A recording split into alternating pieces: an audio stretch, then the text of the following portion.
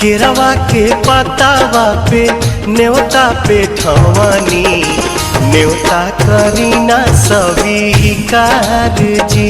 हाँ लिहिनाया रख मोर आदित्य गोसाइया, परती के सुन ली पुकार जी।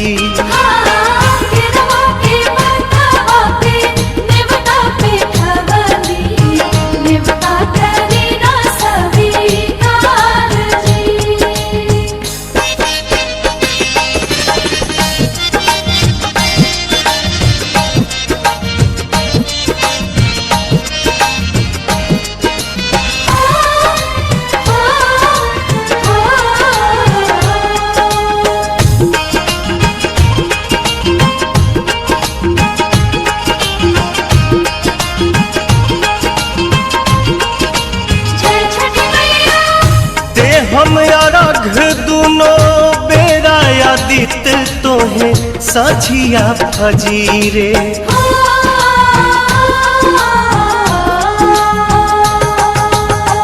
दूसरा अरघ देके मांगब आशीष आके गंगा के तीरे।